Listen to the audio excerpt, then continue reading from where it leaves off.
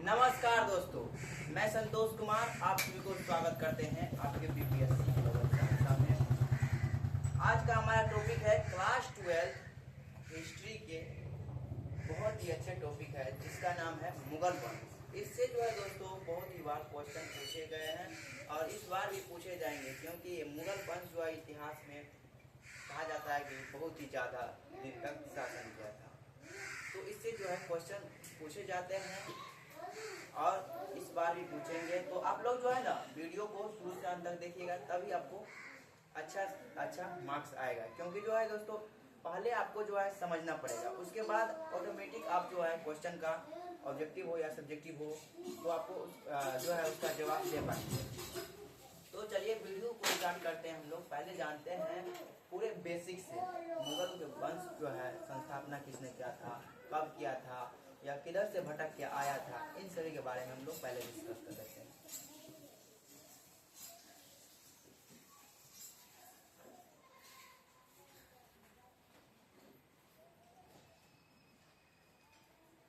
मुगल वंश दोस्तों बताया जाता है कि जब बाबर जो है, बाबर का पिताजी उमर शेख मिर्जा का निधन हो जाता है तो यह जो है भटकने लगता है। कहाँ के राजा थे दोस्तों? तो जैसे कि मान लीजिए कि यह जो है भारत है, क्या है? भारत। इसके बाद जो है, इसके बाद है पाकिस्तान है, उसके बाद उज्बेकिस्तान, अफगानिस्तान है, उसके बाद दोस्तों है यहाँ पे अफगानिस्तान, भारत हो गया, पाकिस्तान हो गया, अफगानिस्तान हो गया, तुर्कमेनिस्तान हो गया, यहाँ पे जो है उज्बेकिस्तान है दोस्तों। तो यहाँ के जो है ना इसके पिताजी, इसके दादाजी थे, यहाँ के राजा थे। तो जब इसका दादा और दादाजी का निधन हो गया, उसके बाद पिताजी का भी निधन हो गया, तो बाबर जो है ना भटकने लगा वहाँ से, क्योंकि वहाँ पे जो है दूसरा राजा जो है शासन कर लिया था। कहाँ पे? तो उज्बेकिस्तान में। उज्बेकिस्तान में जब जो है इसका शासन खत्म हो गया बाबर का, तो इसका पिताजी थे उमर शेख मिर्जा मर गया। उसके बाद यहाँ से भटक के कहाँ पहुँचे? उज्बेकिस्तान में। तो उन्हीं का जो है यह वंशज थे। किसका? उमर शेख मिर्जा का, उमर शेख मिर्जा का। और इसकी दादी जो थे, दादी एहसान दौलत बेग थे और इसकी माता कुतुब निगार खान थे। अब हम आपको लिख देते हैं, उसके बाद आपको पता चलेगा। पिता का नाम क्या था दोस्तों? पिताजी का नाम जो थे उमर शेख मिर्जा था।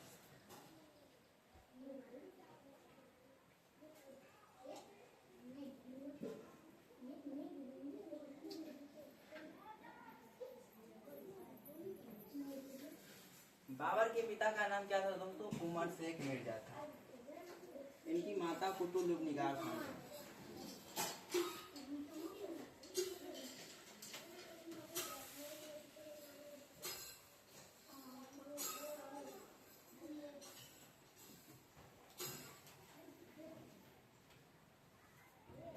उनकी दादी की बात करें, दादी तो एहसान दौलत बेग थे।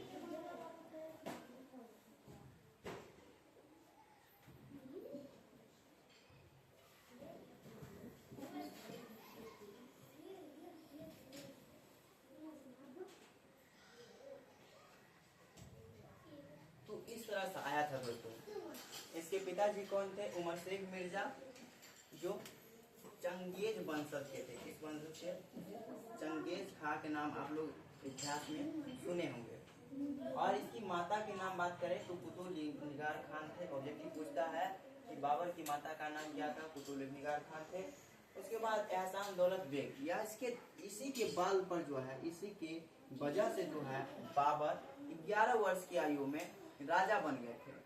तो देखिए राजा बनने की कहानी देखिए। जब इसकी दादी जो है एहसान दौलत बेग थे, तो बाबर के जन्म की बात करें, बाबर के जन्म की बात करें तो 14 फरवरी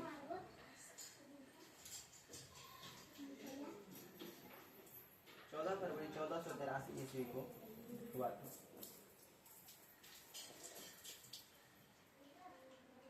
कहाँ पे हुआ दोस्तों?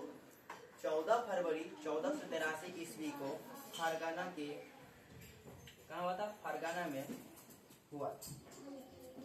आपसे ऑब्जेक्टिव में पूछेगा कि बाबर का जन्म जो है कब हुआ था, तो आपको बताना है 14 फरवरी 1483 ईस्वी को फरगना में हुआ था। यदि आप लोग जो है इससे पहले के वीडियो देखे हैं, इतिहास पढ़े हैं, तो आप लोग कमेंट करके बताइए कि बाबर का जो है वास्तविक नाम क्या है। यदि आप लोग बाबर के बारे में पढ़े हैं तो बाबर का वास्तविक नाम के बारे में आप लोग कमेंट बॉक्स में देखिए दोस्तों। तो आप लोग कमेंट करके बता दिए होंगे कि इसका वास्तविक नाम जो है जहीरुद्दीन मोहम्मद था।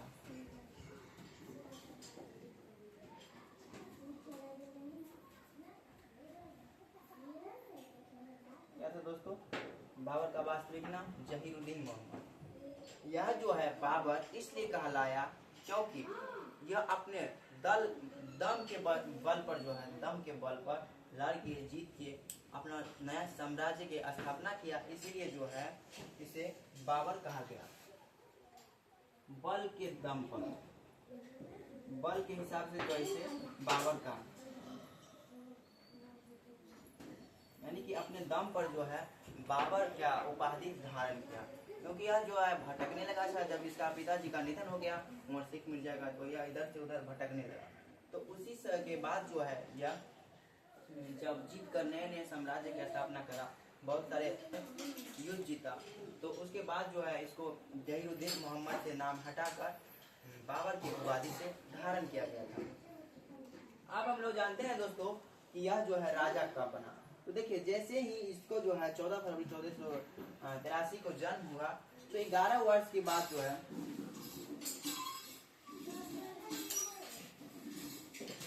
11 वर्ष के बाद 1494 में जो है यह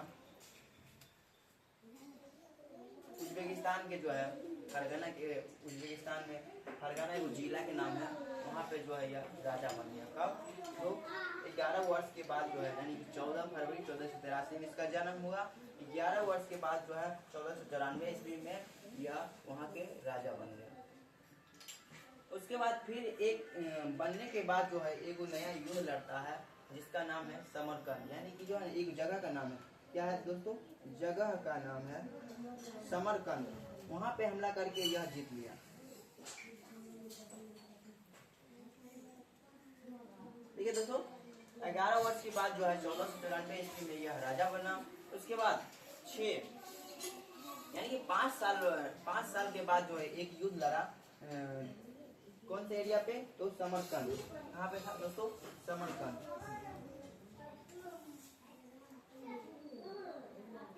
समरकंद पर आक्रमण किया और वहाँ पे जो है अपना कब्जा दबदबा बना लिया।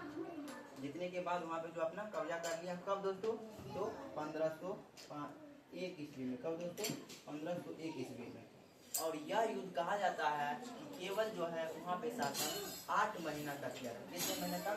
8 महीना तक शासन किया। उसके बाद फिर बाबर का शासन जो वहाँ से हट गया। 8 महीने।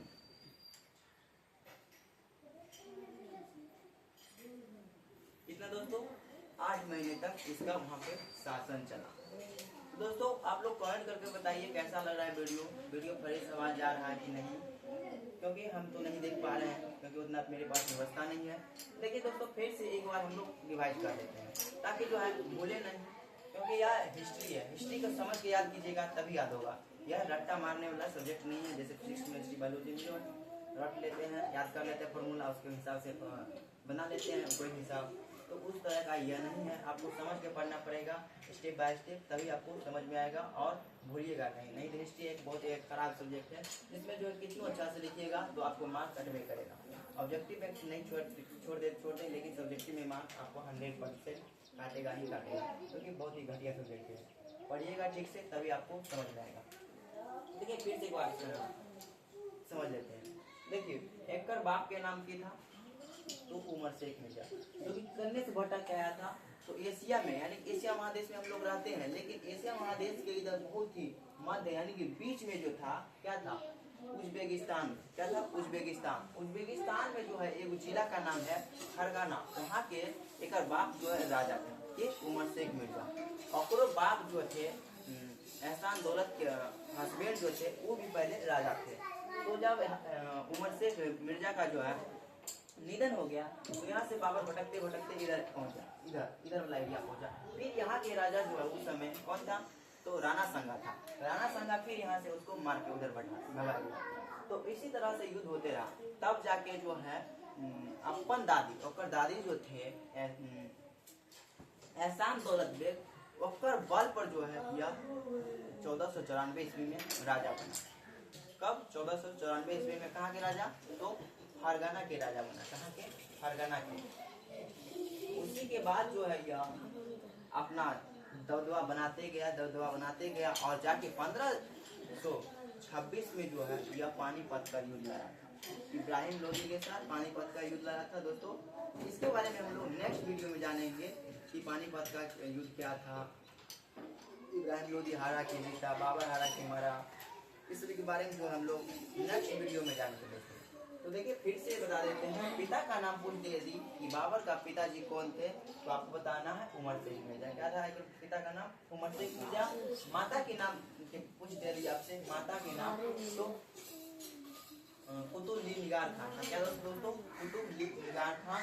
उसके बाद एक दादी जो थे जिसके दौलत दम पर जो है या राजा बना था, उसका नाम क्या है दोस्तों? एहसान दौलत बेग। क्या था दोस्तों? एहसान दौलत बेग।